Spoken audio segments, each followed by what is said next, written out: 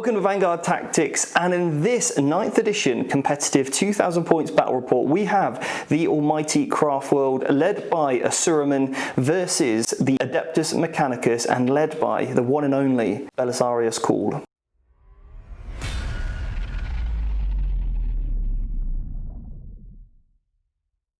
Now welcome back to Vanguard Tactics, I'm Stephen Box, and it is my pleasure to bring you another battle report. After the success of the first one and your great feedback, we've listened to you and we've only wanted to make things better. So we're going to give you a lot more scope, a lot more viewpoints on this battle report, and I really hope you like it. And if you do, please give this video a big thumbs up, as it really means a lot to us. And also comment below with what army you would like to see used next on our battle reports. Now we have, like I said, a 2000 point strike force competitive game, and we're going to be going over who the players are, and that is going to be myself, and I'm going to be up against Joe once more. We're also going to be going over the armies that we're taking, and a brief look at the army overview and the list. And if you want the full list and the in-depth deep dive into exactly how our armies work, that's going to be over on VT Plus, and all the links to VT Plus are below. And VT Plus is basically our on-demand or plus service part of the channel, so if you love what you see here, then on VT Plus you're going to get loads more of that.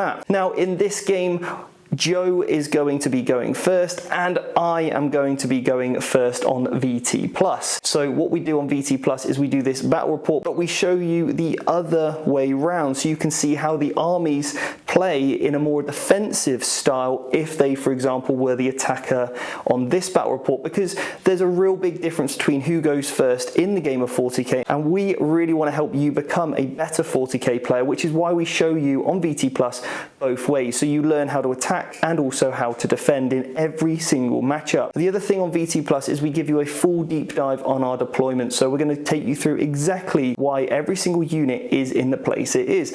Anyway, without any further ado, let's crack on with this battle report. Today's game will be taking place on this jungle battlefield, and all of the terrain is supplied by Foreground Publishing and the mats by JW Gaming, and all the links to those will be in the description below. Today we'll be playing the GT 2020 mission Scorched Earth, and the objectives are as follows. You get 5 points if you hold one objective at the start of your command phase, 10 if you're holding 2, and 15 if you're holding more, starting from the second turn. Now the other thing that players will have to do is also pick 3 secondary objectives. Both of the primary and the secondary are worth 45 points each, and also both players will be getting 10 points for having a battle ready army, for a maximum of 100 points during this battle. As you can see, the objectives are placed. There are 6 objectives on this table, and all of which are outside of the cover. So it's going to mean that if you want to hold these objectives, you're going to have to get out in the open or really utilize other factors to make sure you can hold these objectives.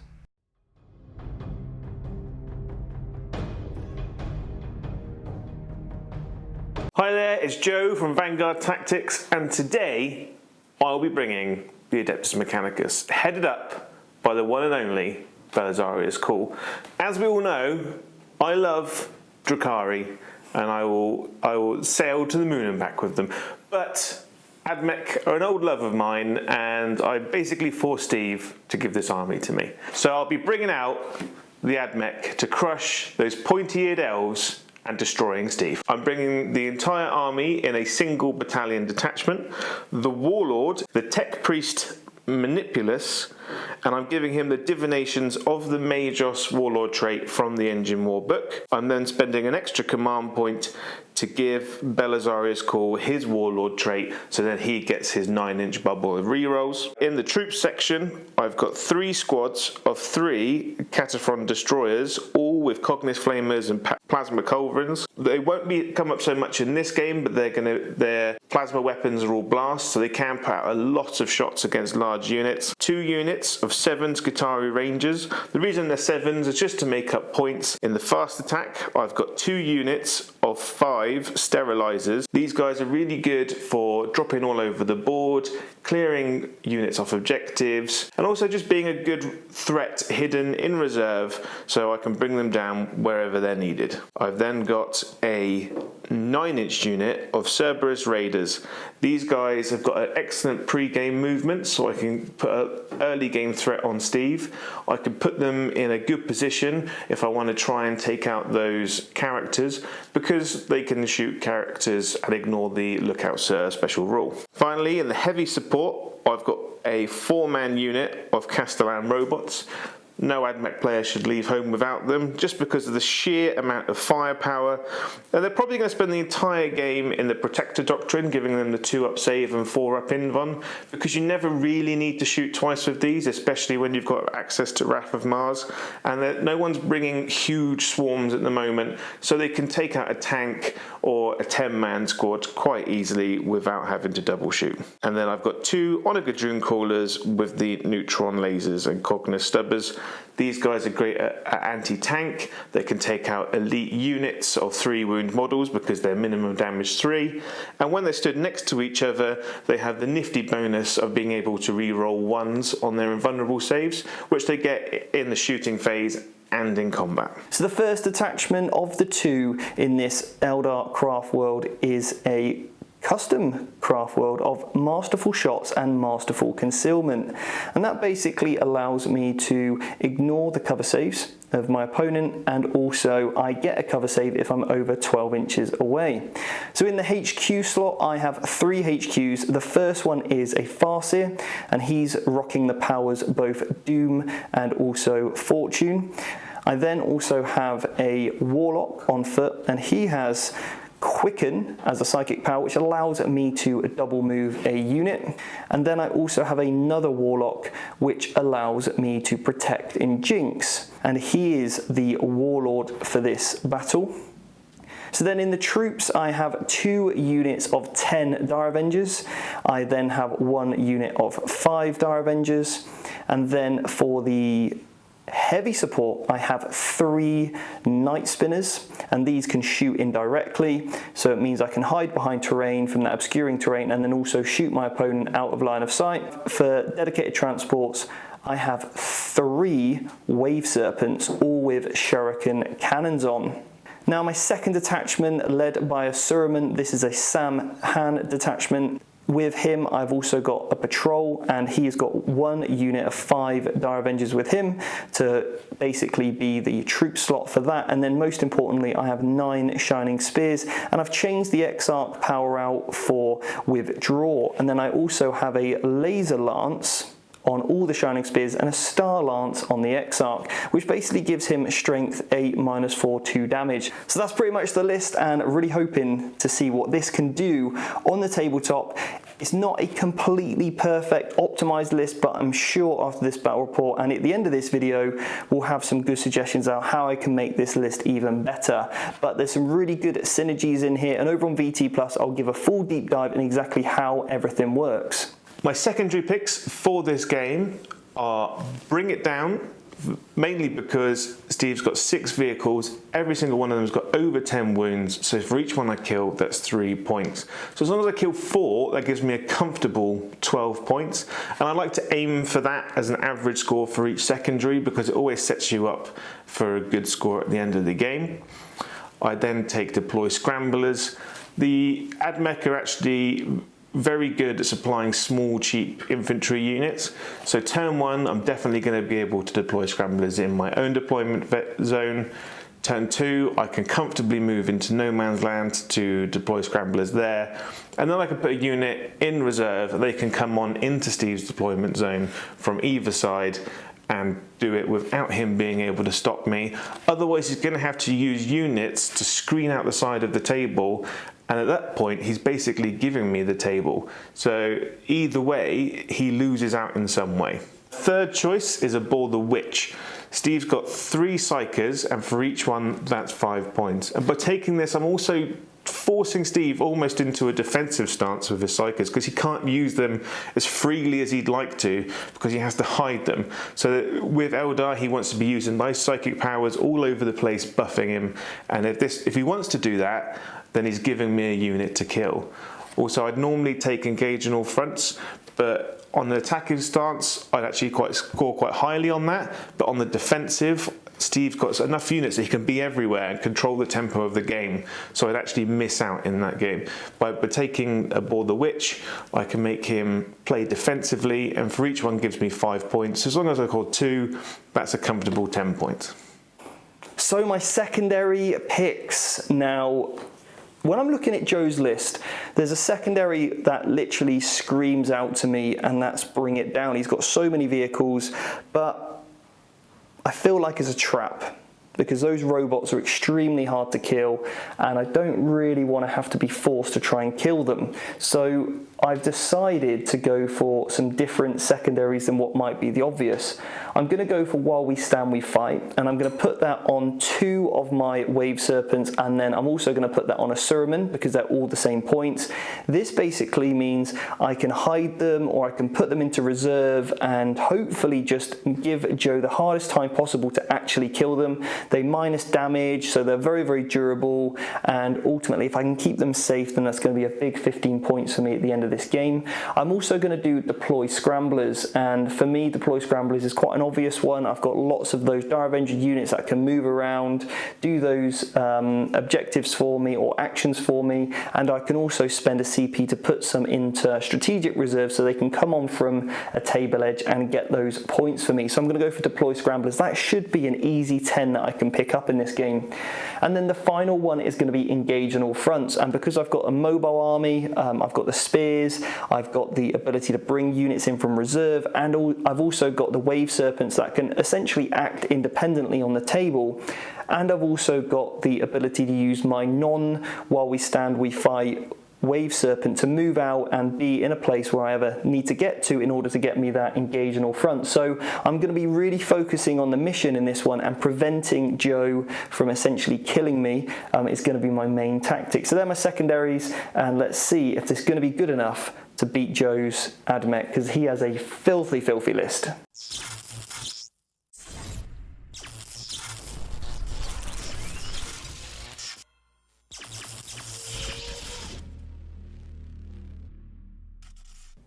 For deployment phase, the Eldari start first, and the Night Spinner goes down in one of the corners behind the line of sight blocking terrain. Then 3 destroyers go down for the Admech, then the other Night Spinner going down in the other corner, and then 3 more destroyers going down in the other corner for the Admech player. Then another Night Spinner gets placed down in the centre. I did deliberate if I was to put him in a corner, but I thought central of the board might hold up quite well. And then a unit of 3 destroyers go down in the centre of the ruins for the Admech. The Wave Serpent with the characters in goes down again in the middle, and then 7 Rangers get placed in the corner. Joe did decide to put them in the middle to begin with and then changed his mind. Then the 9 Shining Spears gets placed down within 10, and both players are just checking that all of their units are wholly within 10 inches before the end of the deployment phase, just to make sure everything is watertight. Then we have the robots going down, and Joe just pre-measuring there my charge distance away from the spears, and then decides to bring them back slightly to give himself some room to screen out. Wave Spinner with the 10 Dire Avengers goes down in the corner behind the Night Spinner, one of the Dune Crawlers, and then the second Dune Crawler go on the other side of that enclosed ruin, which is next to the robots. And then finally with the Admech characters, Call and Manipulus, going down within 9 and 6 inches respectively for both of those units. And to finish off the Admech, the Cerberus Raiders going down just in front of those robots, ready for their pre-game move. So that concludes the deployment, and as you can see, the Admech are taking full advantage of that obscuring and line of sight blocking cover and utilising the Lookout Sir rule to protect those characters. Now, the only thing that has to happen is that the Eldari or myself can basically spend 2 CPs in order to use the stratagem Phantasm and redeploy 3 units, and as you see, I have replaced my Shining Spears into the corner of that ruin. Now, Admech turn 1 movement phase. Joe begins with the pre-game movement of the Raiders, and then what they're going to then do is go round to the side to basically get some shots onto that Night Spinner, and then also declare a charge and basically stop it from shooting for next turn. Then the robots then move forward just to control that objective and also just to get into a much better firing position for next turn, keeping cool and Manipulus within aura range just to make sure that the shooting is maximized when it comes into his next turn. Now obviously I have deployed quite well and taking full advantage of that obscuring keyword to hide as best as I possibly can, and then he finally moves the destroyers out onto that objective. This will then give Joe the ability to deploy scramblers potentially in his next turn, as you cannot deploy scramblers if you advance, and you have to be outside 6 inches of your deployment zone, but as those rangers are in the deployment zone, they can deploy scramblers this turn. Admech shooting phase. The Manipulus has remained stationary, so he's giving the exploding sixes bubble and giving the extra range to the guns. It's just a simple case of 3 guys can shoot the Night Spinner. The Night Spinner. So you're hitting on threes, yep. And then 5s and 6s to wound. So 1 6 does a mortal wound. Yep. And then 2 saves at -1. Takes 2 wounds. Takes 2 wounds. So I'm down to 10 on that guy. Okay. Yep. And then at the end of the phase, I'm going to pay 2 command points so that the destroyers over there get +1 to their save. Okay. Okay. And then on to the charge phase. Yep. Raiders here are going to declare against the Night Spinner. Okay. It's 8 inches. They're in.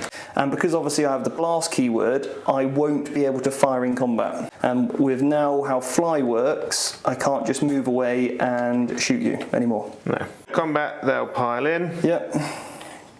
So they're all going to get in. They can all get within half an inch of half an inch. Yep. So Joe resolves his attacks onto the Night Spinner and fails to really wound me. I make my saves, put my attacks back in, and also fail to wound. So we'll carry on in combat. And that is the end of my turn. Now we're on to the Eldari movement phase, and the first thing that I start to do is move my Shining Spears and advance them 22 inches, using the stratagem so that I can advance in charge. And then what I've done is I've measured 18 inches from my back guy, who's within 2 inches of 2 other models, to keep coherency to the corner of the ruin where the Farseers and Warlocks will be getting out, and then just making sure that I'm going to be able to utilize the rest of the movement phase to really just get the engage on all fronts, control as many objectives as I possibly can. I then also advance those Dire Avengers into the corner of that ruin near the Shining Spears, and then what I've done is just hiding that Night Spinner as best as I possibly can behind that obscuring building, whilst also controlling that objective. That was the one that fell back, and I'm going to spend 2 CP so you can fall back and shoot in this turn.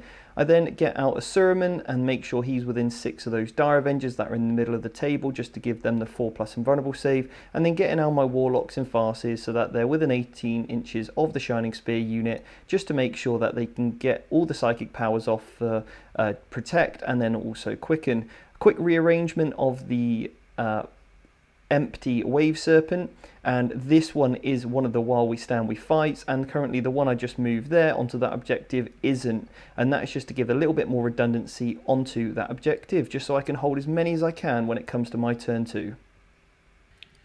So once the movement phase is complete, we're into the psychic phase, and what I'm doing is just making sure I've got range from the Farseer to the Raiders of 24 inches for Doom, and then also 18 inches to my Shining Spears. So the first power I cast is +2 to the Psychic test on my Warlock with Protect, and then he casts Protect on the Shining Spears, and then I go on to Doom the Raiders with the Farseer, and then also place Fortune for the 5+ Feel No Pain onto the Shining Spears as well. And then I kick off with the first Wave Serpent into the Raiders, and every 6 I roll is a -3 AP, so Joe will have to roll a 6+ invulnerable save, which he does extremely well throughout this round of shooting. And then I put all 3 Night Spinners as well into those Raiders. Again, they get 2d6 shots, obviously with a minimum of 3 because the squad size is over 6, but that doesn't really affect things too much.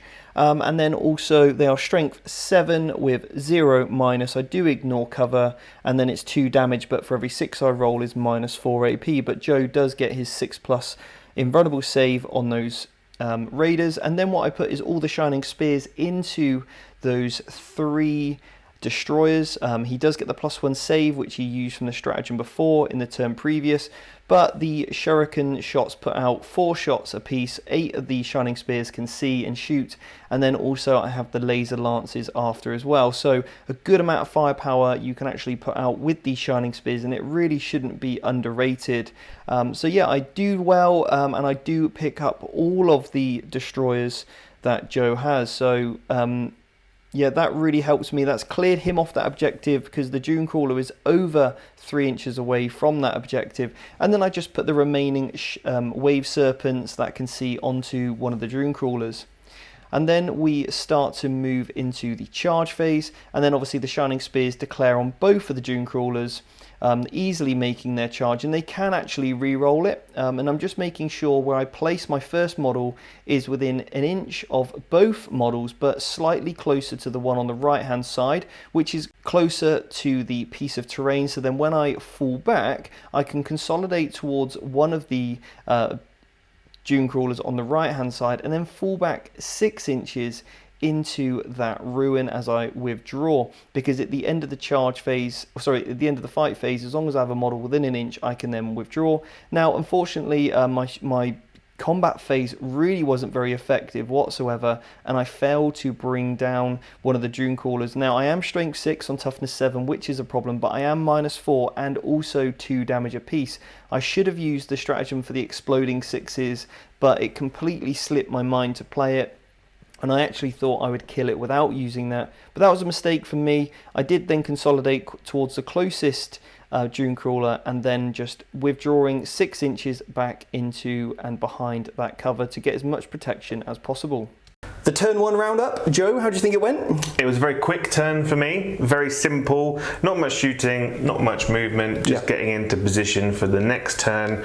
I'm on 2 objectives now, so I had a bit of redundancy in there, so I'm starting the next phase with 10 points. And the way you've moved around puts me in a good position. I think I can sneak in, do a little bit of damage here and there. And you're very aggressive. You went very hard with those spears, but you have to really, because they can't really just lull about. No, I was, to be honest, hoping for a little bit more damage over here with the Dune Crawlers. You getting those saves on the 5-ups really helped. Yeah, and I did some ridiculous 6-up saves on those horses. Yeah, but I had some good rolls as well on my amount of shots and stuff, so it kind of all, it's there or thereabouts. I was a little bit disappointed with the saves over here. I was hoping to get rid of that Dune Crawler, but it does put a bit of pressure on you, because now you've got some serious decisions to make with what you do with your robots and you know, where you put what shots from what. How do I deal with this problem? Yeah, because they are behind this cover, so it's going to make it really difficult for you to actually even see them. So you are going to get another 10 points at the start of your turn. But currently you're on 10 points only, just for the battle painted points. And that's it. Yep, so you get 10 and I'm on 12 because I got an engaged in all fronts. And I deployed scramblers in my deployment zone. We've both got to deploy scramblers down, but that's end game scoring. So anyway, let's over to your turn 2 then, Joe. Yes. So Joe moves forward the raiders, making sure some of them can see that Wave Serpent, and then the destroyers onto that objective. He then brings 2 robots back to get line of sight onto the Shining Spears and moves the Dune Crawlers forward just to grab that objective, moving the destroyers out of their middle ruin. Everyone was in the reroll range of Cool and Manipulous, and then bringing down the Sterilizers 9 inches away, as I did not zone out particularly well. So yeah, really good spot there from Joe, and then sets him up for a really good turn. Joe kicks off his shooting phase with the Raiders shooting into that Wave Serpent, and then also the Destroyers flame it into the Night Spinner, and then along with the Plasma. And then we're going to move on to the robots, and I'm going to let Joe explain what happens next. What's next? I will now pay the 2 CP to Wrath of Mars, the Castellans. So I'm now down to 6. They're still in Protector Doctrine, so they've got the 2-up save, 4-up invuln, so we're only shooting once. And where are you shooting where? 2 on the... So 2 at this one, and then 2 at the bikes. And I'm going to spend 2 CPs to lightning fast the bikes, okay? 6, 9, okay. So who's this one on? So we'll do the bikes first, because you have lightning fast those. So you hit on 5s? I'm hitting on 5s, re-rolling everything from cool, and 6s are exploding from the manipulus. Cool. I'll remove the misses. So you've got 2 and a 1 there, and you've got 2 explosions. Yep. So there you hit so far. So those, I'll add 2 dice for the explosions. Yep. One more explosion, 1 more hit, yeah? 1 more hit. So keep that. Keep that. Yeah, we'll keep that one. Yep. There your hits. Wounding on toughness 4, so 3s. 3s. Because you don't get the strength 8, you only get the strength 7. Not bad. So that was not bad, but only 1 mortal wound. Okay, yep. And then 8 saves. 8, 3 plus invulnerable saves then. Yep. So I failed 1, 2, 3, 4. Then I get 5 feel no pains. Yep. With 5 ups. I make just 1, so 2 bikes dead. And I'll remove the 2 that you can see, so then the rest will be behind, out of line of sight from the terrain, okay? And then these 2 are now shooting at the wave serpent. This one here, yep. This is hitting on 4s now. Yep. Re-roll the... But I do get a cover save with this one, because you're over 12 inches away. Yeah. That's a lot better hitting. And you've got 4 6s there, so you get 4 extra hits. So I'll put those in for you. Yeah. So that's 2 extra hits, but then 1 is exploding. Now wounding on your strength 7, I'm toughness 7, so you're wounding on 4s. 4s, yeah. That's 4 mortal wounds to start. Well, okay, that's a strong, good start. That's way better than it was before. Yeah, and these are my saves, yeah? Yeah. So these are at -2 or -3? -2 for them, and they only get the +1 strength on. Okay, so I'm looking for 4s. Yeah. Not a great roll there. So I've failed 1, 2, 3, 4, 5, 6, and I took 5 mortal wounds, didn't I? Yeah. So this means he's going to be dead. So with the loss of that wave serpent, Joe then puts all of his destroyers onto that final night spinner that's out in the open, and then one of the dune crawlers as well to finish him off. One of the other dune crawlers then puts a shot just onto that wave serpent that you can see. We determined that you could draw a 1mm line so that you can get around the obscure terrain, and then he moves on to the sterilizers, which pick up all of the Dire Avengers, all bar 1, and then he went onto his charge phase, in which he declares the sterilizers onto that last remaining Dire Avenger. It's a 7. It's a 7. I think it's worth the re-roll just to knock him off, because you're currently holding 2. If I can get him off, that means you're only holding 1, and it's a big deny. Yep. So Got to re-roll both dice, haven't you? Yeah, now? both dice now. It's a 9, 10. It's a 10. It's a 10. It's a big play. Going in. It's a big play. Well, I'll leave you to move that. So with Joe making that charge, he pops into that Dire Avenger and then putting all of the attacks onto that Dire Avenger, staying outside of 3 of the Surman, so I can't heroically intervene. And then once we've resolved those attacks, the Dire Avenger's dead, and then he piles into that Wave Serpent, in which I do my attacks back, causing no wounds. So now onto my movement phase. I move a Surman through the ruins and then decide to move him slightly back towards that Wave Serpent, which I decide to keep in combat. The reason for that is so that I can protect the Surman with the Lookout Sir rule after I've obviously made my charge and hopefully cleared off those sterilizers, moving my Night Spin around to claim that objective, and then also to declare a charge on those sterilizers. And the reason why I kept the Wave Serpent in combat is so that he cannot overwatch me. I then bring my Warlock and Farseers into that central ruin, and then making sure I advance both of those, or all 3 of those characters, into that middle. Then what I do is bring over the 5 Dire Avengers that got out of the Wave Serpent in the turn before, and they will basically get me engaged in all fronts and also claim that objective, making sure that puts some pressure on Joe to have to kill those Dire Avengers in order to stop me scoring on the primary. I bring my Night Spin around to again bring another unit onto that objective, so now I've got not only the Wave Serpent but now the Night Spinner, making it increasingly difficult for Joe to claim me or get me off those objectives, and now I'm deciding where I'm going to bring down my unit that is in reserve. I decided to keep it off for turn 3 and then just move my Shining Spears forward, keeping within 18 inches of those Warlocks and also Farses, so that I can make sure I can get all my psychic powers off this next turn. Eldar, turn 2, Psychic phase. Now again, I'm going to spend that 1 CP to get +1 to cast between my Protect Warlock and also the Farseer. Okay, so I'm going to start off with the other Warlock first, who's going to cast the +2 to cast again. The Will, and that goes off on a 6, so the Protect one will go next, and he's now got 8 or 9, that definitely goes off. And then I'm going to put Fortune again on my boys, which goes off. This is a tough one because I've only got the 2 Night Spinners here, and I don't think they're going to do enough damage to kill those 3 destroyers, which is a big old problem. So I think I'm going to put Doom on instead, this one here, after seeing how pathetic my your last lot of rolling was. I'm going to put them on here, I think. Yeah, okay. He's only got 4 wounds left, but you want to chip those off for definite. He's only got 4 wounds left? Yeah, he's taken 7. Oh, he's only got 4 wounds left. Right, okay. In that case, that changes that. And I'm going to put it on the other one instead. Okay. That goes off at an 11.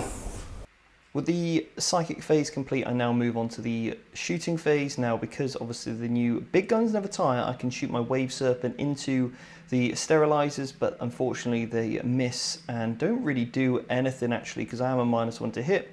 I then declare all of the Shining Spear shots and the Night Spinners all onto those destroyers, and from the complete lack of 6s on the Shining Spears and also the Night Spinners, which basically means that the AP gets increased, and would just then reduce Joe to his invulnerable save. Really failed to do much at all to those destroyers, and unfortunately meaning that they were still alive. And because the Shining Spears and the Night Spinners also failed to do much, it means I couldn't carry on any other shots over to that Dune Crawler, which poses a really big problem for me, because obviously now when we go into the charge phase, I'm having to declare basically the Shining Spears onto all of those 3 units. We're now into the charge phase, and I declare the Shining Spears onto the Destroyer and also the 2 Dune Crawlers, making sure that I'm outside of 3 inches from Heroic Intervention for both Belisarius Cawl and the Manipulus. I then put a Suruman, the Farseer and the Night Spinner into those Sterilizers, and I start with a Suruman, as I don't want those Sterilizers interrupting and putting any of their attacks on the Farseer, and a Suruman picks up 3 of those 5 Sterilizers. And the Night Spinner, Wave Serpent, Farseer, I think only do 1 wound to that unit between them. And then the rest of the Shining Spears put their attacks on the Dune Crawler with 4 wounds remaining, and also that final Destroyer, just to make sure that I can keep those out away from getting that objective. And then I'm just going to make sure I'm being a harassment to that final Dune Crawler as best as I possibly can, whilst keeping these Shining Spears alive for the remainder of the game. So that's the end of round 2. How are you feeling, Joe? Pretty confident, because you are rolling awfully. Yeah, it's not been great. No, it's not been good. No. I was really disappointed with my turn. But anyway, let's cover your turn first. Yep. A couple of significant things happened. You managed to be really efficient with your shooting and killed my Wave Serpent and also my Night Spinner. And then you making your charge with those Sterilizers.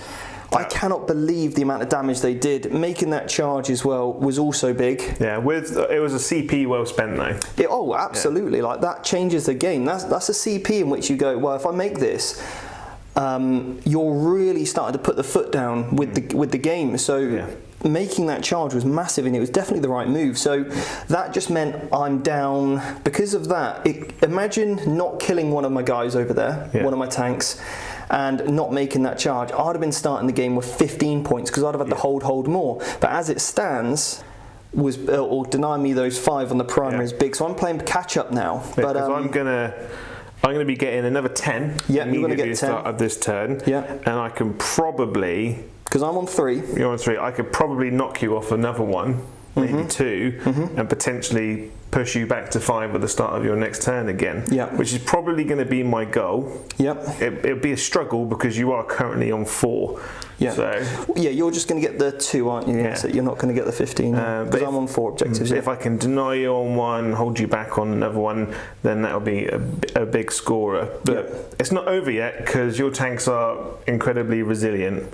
And I've been rolling quite hot, but the dice, they turn on you. I'm hoping now the dice come to my favour because I had a whiffer of a roll. The Doom I put onto here to make sure, because I'm winning on 5s in combat, the reason why I put Doom on that guy is because I'm strength 6 on the charge. Put the Doom on, so therefore I can get the rerolls, but I didn't get a single conversion. I only just killed this guy, very luckily. The Destroyers, because I couldn't kill them with my laser lances, because I was hoping the laser lances kill them, the shurikens pop off the last 4, meaning that my 2 other night spinners can start to attack on the other destroyers. And that means I can start to maybe pick you off that objective. But because I've really struggled to do anything over here, I just really suffered from it. You know, I had to put my whole shooting into units that I should have probably picked up with just the with the spears alone. I think Eldar are really struggling at the moment with the lack of hit rerolls. Because you've got to take an Autarch in, but he can only be in so many places at once. And then if you're taking an Autarch, you're not taking, you know, I've had to put in Warlocks to make this make the Shining Spears work. The Shining Spears need so much support. They need the Protect. They need the Doom, they need the Quicken. So you need 3 characters just to get them to do what they want them to do. Which, when you look at a 320 point unit on paper, is not too bad. But then when you're having to apply another 100 points for 2 Warlocks, now all of a sudden it's a 420 point unit. And then when you've got to put another Farser in, which is also about 100, this is now like a 520 point unit, which is a quarter of my army. It's like when you look at like an army like Space Marines or Sisters of Battle, those support characters are supporting the whole army, a huge amount. Whereas with Eldar, you've really got to focus it into one point, and it's just not efficient at the moment. So Joe is on 26 points, including his 10 from being battle ready, getting the 10 at the start of the turn, the 6 points for bring it down because he's killed 2 of my vehicles, and he's got his second scramblers down, and I am in second place at the moment, trailing behind on a 19 with only 5 points on the primary, 4 points for engaging all fronts, and also my unit of scramblers down as well. So there we have it, 26-19, and we go into Joe's turn 3. So we're now into Joe's turn 3. He starts off by moving those destroyers forward, keeping him within 3 inches of both of those objectives. He moves the raiders round in order to do that flanking position there, so he can stay out of line of sight from most of my tanks. Moves the characters forward, and then also the robots forward. He does ask me if he can reposition his characters, and I'm completely fine with that. And then he just basically pulls his sterilizers out of combat from a sermon in the tanks. The rangers did move forward, and then also bring on those rangers into my deployment zone so he can get that deploy scramblers down in my deployment zone. He then brings down his sterilizers, but I spend 2 CPs to use the stratagem forewarned and kill a couple on their way in. We're now into Joe's turn 3 shooting phase, and he starts off by putting the destroyers into the Dire Avengers. He puts the flamers there, but I did roll extremely well on my saves and only managed to kill a couple. So not really doing as much as Joe would have liked, and then put some of the larger guns onto the Eldari vehicles, the Night Spinner, which is on that objective. Now, failing to kill the Night Spinner and also those Dire Avenger means that Joe has a decision to make with his robots. He spends the 2 CPs for Wrath of Mars, and he puts 2 on the Night Spinner and 2 on the other Night Spinner on the other side, closest to the sterilizers. The sterilizers did also flame before this happened, because obviously they are the only thing that was in range. He's unable to target the Shining Spears as he left his Dreamcrawler in combat with it, so he can make a charge without taking any overwatch from them, because obviously they do get a lot of shots. But with Joe, with my good saves and some poor rolls from Joe there, he wasn't really able to kill any of the vehicles, just really wound them, taking them down to a couple of wounds left each. And then Belisarius Cawl does make a charge move through the ruin as he's an infantry model, and then using his axe and not doing a huge amount to those shining spears, but also the shining spears doing absolutely nothing in return, just chipping off a few wounds on a Drune Crawler, but not really doing much else. And yeah, that pretty much concludes Joe's charge and combat phase, with not a great deal happening from either side. Eldar turn 3 movement phase. So the Wave Serpent, in which I brought down in the previous turn, that was hiding. That's one of my while we stands we fight. I take out those 10 Dire Avengers and place them all surrounding that objective to get as many models on there as possible. I then move my other unit of 3-man Dire Avengers through the ruin and also within 3 of that objective, and then I fall back all of the Shining Spears so that they are now the closest model to Belisarius Cawl. And then what I also do is spend the 2 CP so that they can fall back and shoot, fall back and charge this turn, move around my Wave Serpents and Night Spinners ever so slightly to protect my characters, and just to make sure that I also put the Warlock onto the objective just for another unit to hold that objective. Eldar turn 3 Psychic phase. So I start off with using the power to get +2 to cast, so it means my Warlock is getting +2 to his Jinx roll. And then Jinx goes off onto Belisarius Cawl, meaning that he's going to be a -1 save. I then put the small arms fire from the Night Spinners into those sterilizers and picking those up, and then the Night Spinner into that final destroyer, causing a couple of wounds. Then my Wave Serpent that's hiding behind the building shoots into those raiders along with all of the Dire Avengers and picking those up. The small man unit of Dire Avengers shoots at the Rangers and killing him, and then all of my Shining Spears put all of their shots on Belisarius Cawl and also pick him up because he's doomed and he is also Jinx. So good shooting phase, and on to my charge phase. We're into the Eldar charge phase, and the Shining Spears declare against the Drune Crawler and also that final destroyer, and Asuruman also declares on those final 2 sterilizers. He then goes in and picks both of those up, and I put 3 Shining Spears on the destroyer and the remaining of attacks on that Drune Crawler. And what I am able to do is pick up that destroyer and then just finally use my consolidate to wrap that Drune Crawler to stop him from falling back. So all in all, a pretty successful turn. So turn 3, roundup. Joe, how'd it go? I got greedy. You got well greedy. I saw it, and I saw the buffet in front of me. You did. And lost it. Completely lost it. You did, yeah. It was, I whiffed. I whiffed. You rolled ridiculously good for your Dire Avengers. Yeah. So was on 4+ saves, and I spiked them. Yeah, so a unit of 5 Dire Avengers being hit by 3 Flamers and a squad of guys. Tanked it. Just like surviving, and I was like, with 5 guys, overkilled a 10-man squad. I don't think you should have done that earlier, especially as Asuruman had a 4+ invulnerable save. Like, here you go, guys. My rolling has been terrible so far, but I told you earlier it might flip. It did, and it did flip. It did flip horribly. And then, so I didn't kill that. Left one of your tanks on 2 wounds. Left the other one on 5 wounds. But you made a crucial error at that point, I think. What I should have done is I should have, as we spoke about, and I even pointed it out to you. I should have shot the one robot at that squad, finished it off. Yeah. Then fired the other 3 at 1 with 2 wounds left. With 2 wounds left to kill it off. Yes, you should have. You got greedy and you did 7 to this one. Yeah. And you did like 5 to that one, whatever it was. You did get greedy. You'd have been much better off killing them units and then taking me off. I did have 2 tanks on that objective, but that means it would have been harder for me to hold this next turn. Yeah. So thinking a turn ahead, slide in the table.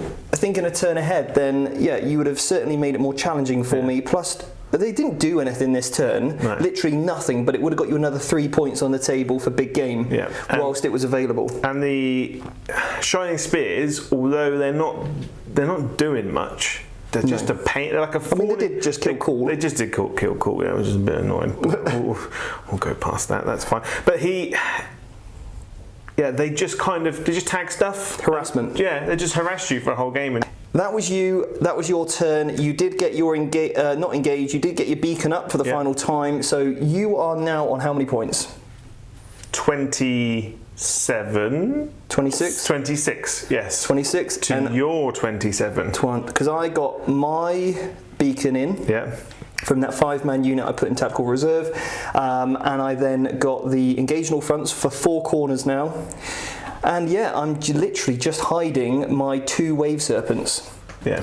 And I'm playing the defensive game, which is where going second really helps. So when you're going second, it's going to be harder for me actually when we flip this over on VT Plus, because I'm going to be in the attacker's position, but the secondaries I've taken fare more towards a defensive player. Yeah, and I kind of regret taking one of mine now. Big game? No. No, not that one. A Bore the Witch. A Bore the Witch. Because we had a discussion to begin with, because I was like, if I get a Bore the Witch kill 2, I get the same as what I do if I get on engage in all fronts. Yeah. Whereas I might still kill 1 or 2, but it's going to be a struggle, where I would have actually got an engage in all fronts for 2-3 turns. You would have got maybe 6 points so far. So I've got to chase those psychers now. I don't think that'll make a difference in this game. No. I don't think it'll make a difference. Even if you do take it, the difference between being, because you're not going to get any more engaged in all fronts. No.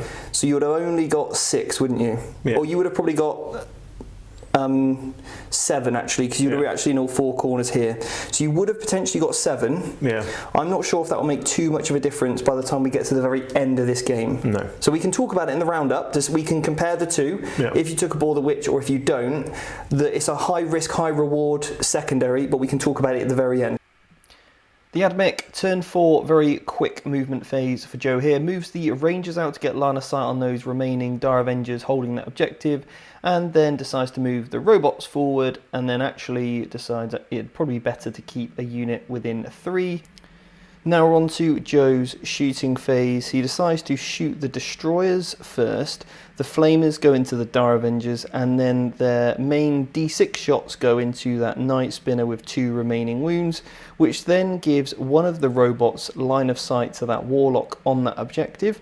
That'll pick him up 5 points for a Bore the Witch, and he's no longer protected from the Lookout Sir rule anymore because he's no longer within 3 inches of that Night Spinner. Then he also puts the other robots into the other Night Spinner. So that means this turn he's picked up 2 of the vehicles, getting him another 6 points, and also 5 points for killing that remaining Warlock by himself.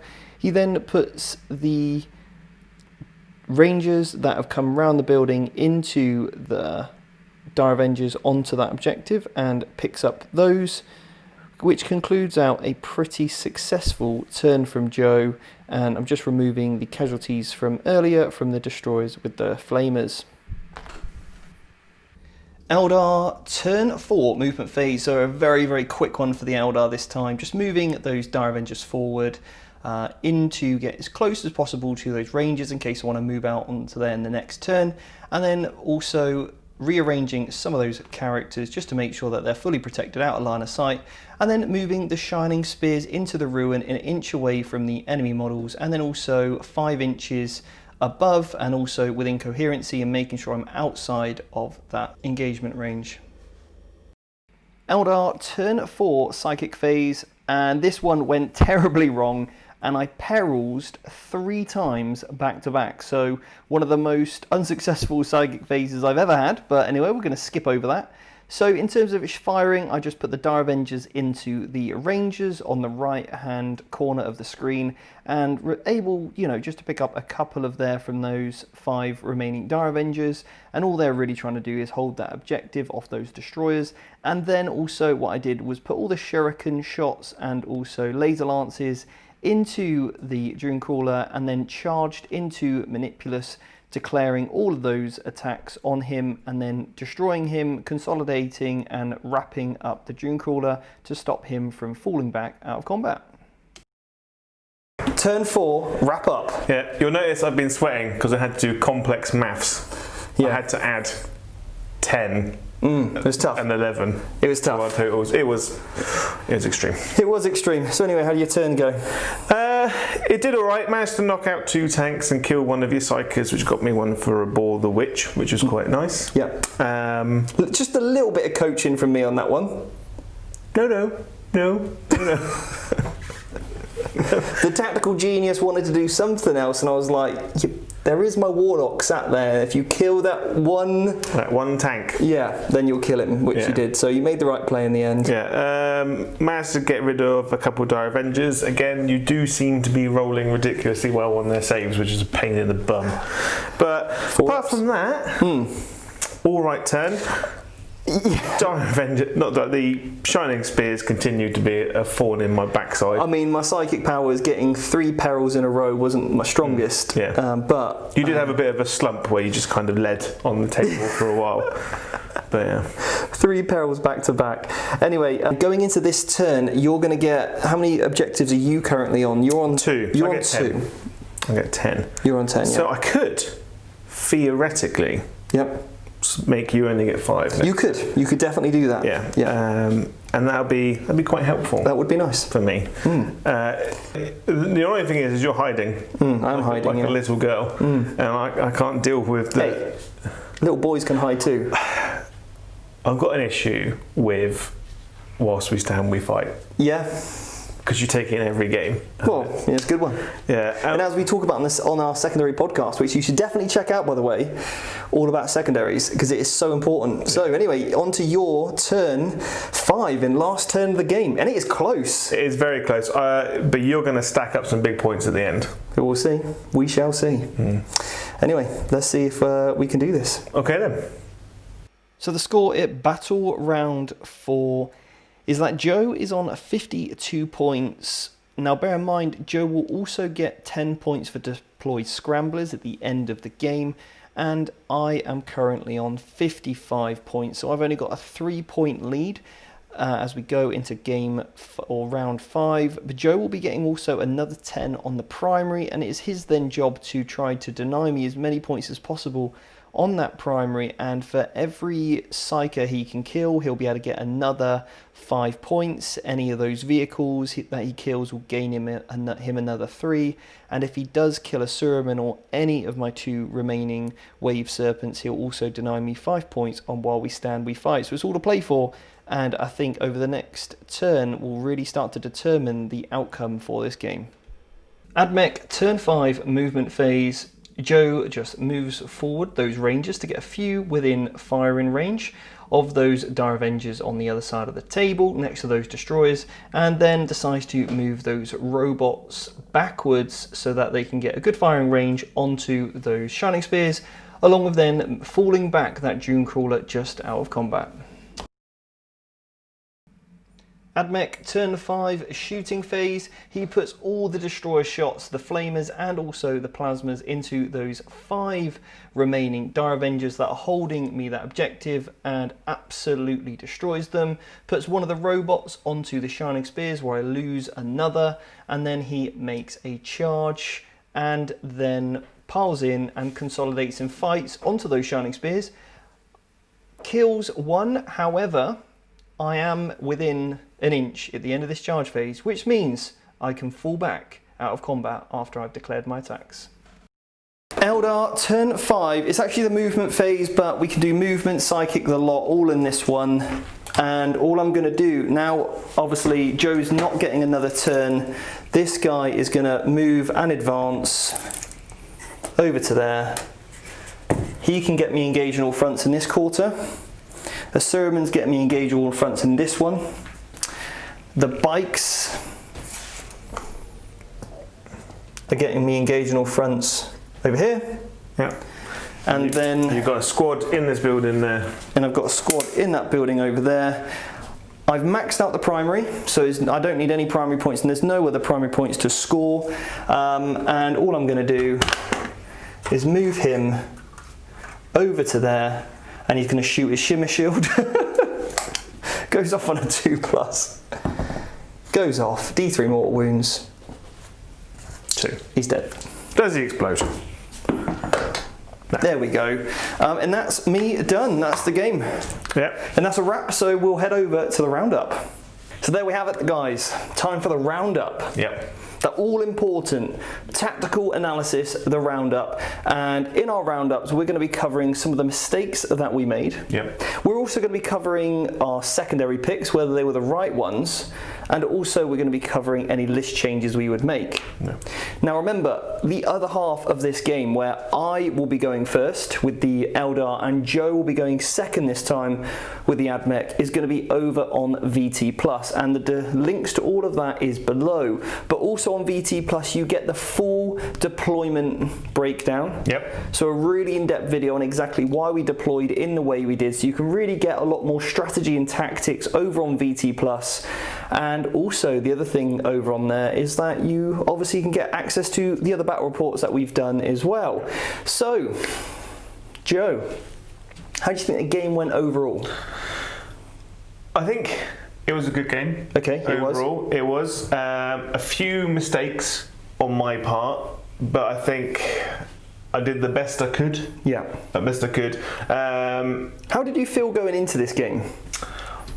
Going into it, on paper, I was like, I got this. You were feeling pretty confident. Yeah, because Admech, very strong place at the moment. They are, yeah. They've got some incredible stratagems and their units are complementary to everyone. And Eldar, not so much. They're in a tough spot. They're in a rough place. They're just, the codex is showing its age now. Yeah. You know, the warlord traits, the relics, the stratagems, they've got a few good ones, but they are showing their age ever so slightly. When you compare them to other armies, so you have your psychic powers and your abilities, you go, this unit gets buffed against that unit. Yeah. That's for the whole turn. Yeah. Compared to like Admech or Marines, it's like this unit buffs my entire army. Yeah. All the time. Yeah. You've got like guide for everybody. Yeah. Exploding sixes for everybody. Yeah. And yeah, you can just, you know, mortal wounds on a unit, boom, pick it up, gone. So yeah, the Admech are in a very powerful place at the moment. But that's not to say that, you know, if you're a savvy Eldari player. Yeah. This is a lesson in how a codex in a rough spot controlled by a good player can still overcome like a good army. Yeah. Overcome the odds. Overcome the odds. Like, I wouldn't say I was the best Admech player in the world, but I know them quite well. Really? I mean, I wouldn't say I was the best ever. I wasn't the best ever. Maybe in Wiltshire. Maybe. But not in all of England. Okay. All right. Anyway. Yeah. So, what were some of those? For me, there was 3 big mistakes. Yeah. That led to you, because I think this was your game to win. Yeah. Especially you had first turn, you were pushing out on those objectives, getting that early lead. I think there was 3 big mistakes that were made, and they're not even big in terms of that obvious of a mistake, but they're a big enough mistake to make an impactful, significant change on the outcome. It's one of those blink and you'll miss it kind of mistakes. Like literally, you lose your train of thought for a second.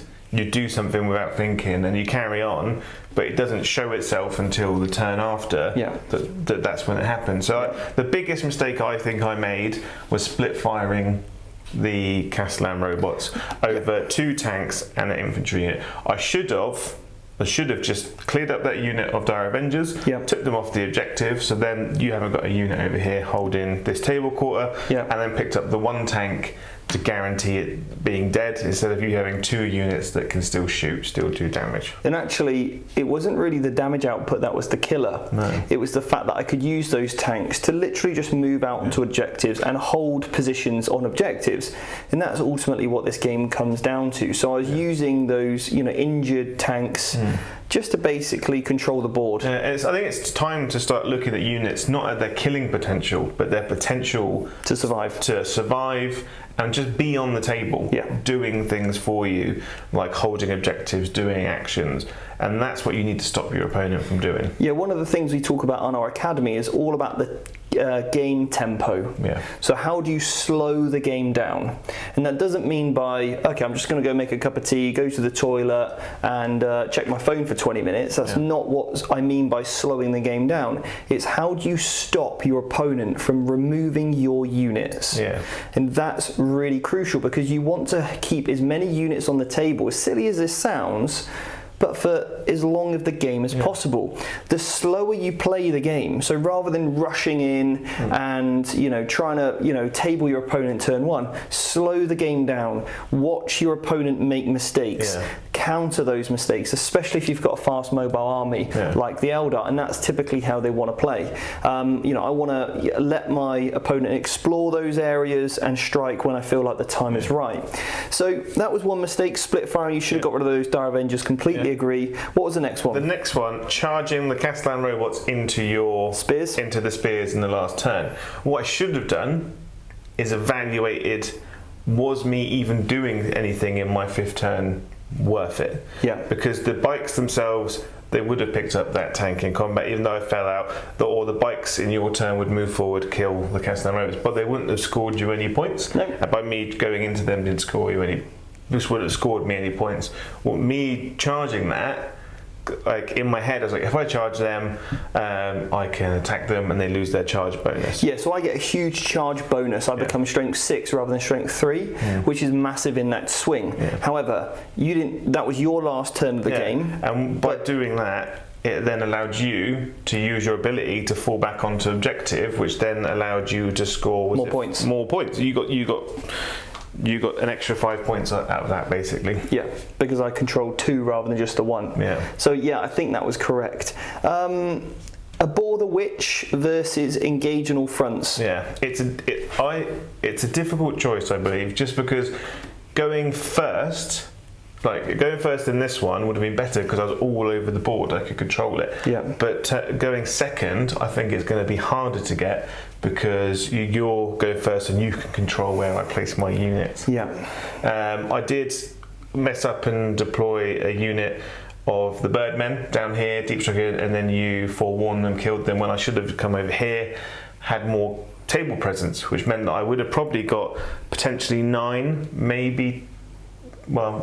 to 11 points off of engage in all fronts. If you'd have gone for that one, yeah. If I'd gone for that one, because I didn't expect being everywhere like I was. Yeah. And I take engaged on all fronts all the time with my other army. And I think that's because you made a change with the destroyers from going from 1 big unit of 9 to 3 units of 3, which really allowed you to explore a lot more area, which I think is definitely the right move with Admech. Okay, so in terms of that's the wrap up of the secondaries. I think the other 2 did pretty well on. Yeah. So any list changes, what you're thinking? So, because there was a few things that we spoke about.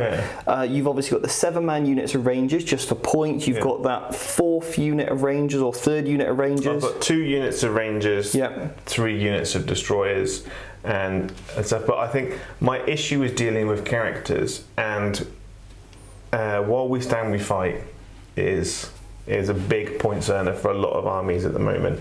So I want to put in an ability to deal with that.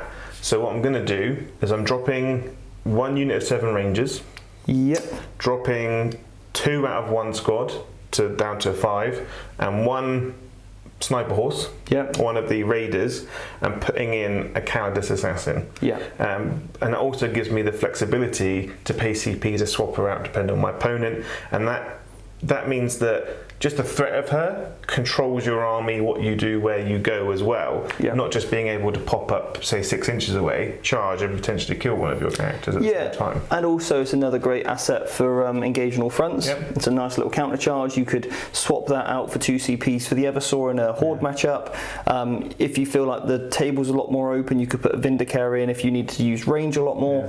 And if you're in a Psyker heavy matchup, then you can obviously put in the Collector's Assassin. And he's really good for objective holding. Because he's so difficult to hit and you're against an army that doesn't have much firepower, you can just chuck him on an objective in the open. He won't take a huge amount of damage. No, absolutely. Nice. So that's your roundup. So on to mine. So doing the analysis of your game, did you think you made any mistakes? I think there were a couple of mistakes really. And again, it's hard to pinpoint your mistakes when you win a game. Yeah. Because you won. So was it a mistake? Was it? Maybe you should stop. So no, there was none. There was no mistakes. Just stop winning. No, I'm not doing that. Okay. That'd be daft. There were a few mistakes I could have. Now, this isn't a mistake in which lost me the game. This is a mistake in which meant that I had a slightly harder job achieving the goal. Okay. Yeah. Now, the first turn I misplaced my spears, and it was I assumed I would have done more. Yeah. Against the Dune Crawler, and I should have used withdrawn a little bit better so I could completely hide the unit rather than you being able to take off a couple of those spears. Yeah. So that was a mistake there. Also, I should have put exploding sixes on that unit. Yeah. So I definitely killed that Dune Crawler. So it wasn't really a mistake. It was more of just not even like a misplay. Yeah. It's just you didn't put more eggs in your basket. Absolutely. So, and I should have done that. Yeah. And I'll definitely do that for next time. And this is where a little bit more experience really comes in. It's been a while since I've used spears. A really long time since I've used spears. So again, you're sort of getting that formality again with the army, what it can achieve on paper, or just looking at MathHammer, you think, oh, that should do that. But that's not always the case, especially when there's things like re-rolls involved or invulnerable saves, or whatever it might be, that, dice can spike. Yeah. So you have to literally put more than you think you need in to really achieve that. So that was one mistake. The next one was not screening out from your flamer dudes well enough turn 2, or setting up a forewarn. So I lost a unit of 10 Dire Avengers very quickly, and that's a huge loss for me. So I should have just screened them out a little bit better with my vehicles, and then forced you to just come down and shoot vehicles. And I'm happy for you to do that. So that was my other mistake. But I still, I pretty much maxed out the secondaries I could. I was always going to drop 5 points anyway because of scramblers, and that was from a secondary pick point of view. And then you dropped 2 points on Engaging all fronts. So it wasn't too bad. That's not if you went to a tournament, you'd be quite happy with that. I would, absolutely, yeah. If I'm in the 90s, I'm having a good day. Now we've gone over the mistakes. What do you think about your secondaries? Why didn't you Bring It Down? So Bring It Down is the obvious choice, I think. Yeah. You've got the robots, you've got 4 of those. Each of those are going to give up 2 points. Yeah. You've then got the 2 Dune Crawlers, which are going to give up 3 points apiece, I believe. Yep. So, I'm looking at getting a good 14 points off you there. But the problem is I have to literally table you to do that. It forces me to play in a particular way. Yeah. It then gives you the upper hand to play in a slightly different way. Yeah, and the Castans with a 2-up save and a 4-up invuln. They're not easy to shift. So although my spears could have gone in, and you don't get that invuln save in combat, so I can pick them up, especially with Doom and Jinx and all that good stuff, but it means I'm having to then utilize my characters in a way that might put them in a vulnerable position, whereas I know I can play defensively. While We Stand We Fight was fantastic on the units that I put it on, and I'll probably carry that over into further games.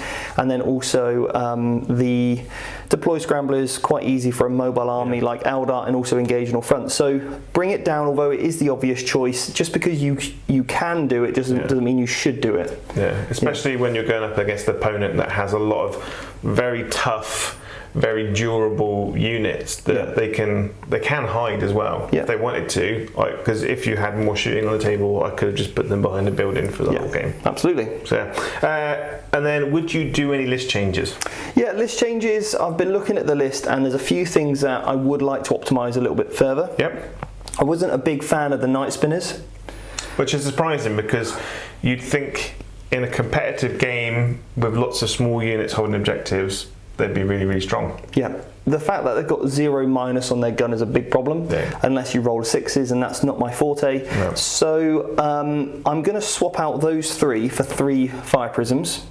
Because Eldar now have a little bit more CP than they've had in previous editions, it just means that I can use the terrain, pop out, use the stratagem so they can all link fire in, fade, and hide again. So I'm still getting that same value of protecting my 170 points vehicles. Yeah. The other thing I'm also going to do is increase the points on my Wave Serpents. Okay. The biggest thing that won me this game was giving you the Night Spinners to kill. Yeah. So therefore you were not killing my Wave Serpents. No. Which is the things that you needed to kill to win me the game. Or win you the game, or deny me the points. So I'm going to get the points up to 170 and I'm going to give them spirit stones, and I'm also going to give them the ability when they advance they become -1 to hit. Which makes them even more durable. Yeah, I'm really stacking on those durability buffs. Now this means my highest points in this, or the highest models point-wise in this army, are the fire prisms or the wave serpents. Yeah. So if I need to use the wave serpents going forward to play the mission, I'll pick the fire prisms as while we stand we fight. If I don't think like you're going to touch them or be able to kill them, or if I feel like you're going to kill the fire prisms, or I want to play aggressive with them, then I can choose the fire prisms and play defensively with them for while we stand we fight. So I'm building this into my list construction. I'm then going to break my Dire Avengers down into just 5 small units of 5 rather than 2 units of 10 in a unit of 5, and that will just mean I can bring them on from different, I can feed out a unit onto an objective. And you're not really spending CP or psychic powers to buff them anyway, so having the big 10-man squads doesn't really make a huge amount of sense going forward. And then that means, because I've had to drop some points, obviously the fire prisms are more expensive than the night spinners, that does mean I have to lose a Suruman, and instead I'm going to bring in an Autarch, and that Autarch will give me reroll 1s to hit, and also in the shooting phase and the charge phase, and it means that I can use 1 CP to advance and charge the spears, and I can quicken the Autarch so I can get 2 threats in. I mean, he's got a really nice little Nova Lance I can use as well, so that's pretty much the changes I'm going to be rocking. He does work as a really good buff for those shining spears, and it also means that you don't have to constantly put psychic powers on them to get rerolls either. And I can just throw him away. I can throw him away, I can put the no Overwatch Warlord trait on him, and he can kind of just go and soak up that. In matchups like Tau and those things, maybe Salamanders, Aggressors, or Ultramarines, he can go in first, tie things up, then the rest of the spears can come in. So that they're going to be my list changes. I'm not going to do that for VT+, but we are going to implement your list changes so be like for that. VT+. Winner stays on, almost. Winner stays on. So currently, stays on. 3-0 to me.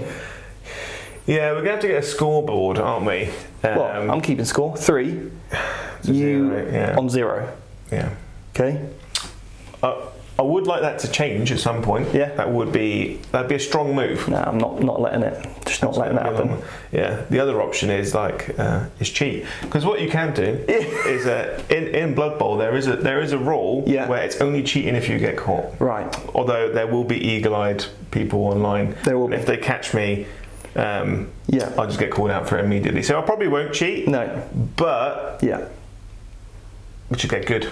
You just need to get good, Get good. And on that note, if you want to improve your game of 40k, remember we obviously have our Vanguard Tactics Academy, where we can help you improve your game no matter what faction it is that you want to play. And also we've got that free Learn to Play course of 9th edition, and that's completely free, a video series, lots of modules. It gives you a little bit of a taster of what the Academy is like, and the links to that are below. And if you did like this video, please give it a big thumbs up. Make sure you like and subscribe, and also turn on that bell icon so every time we release a video you get a notification. And while you're here, check out some of the other videos that we've done, and we'll see you on another battle report soon. Take care. Goodbye.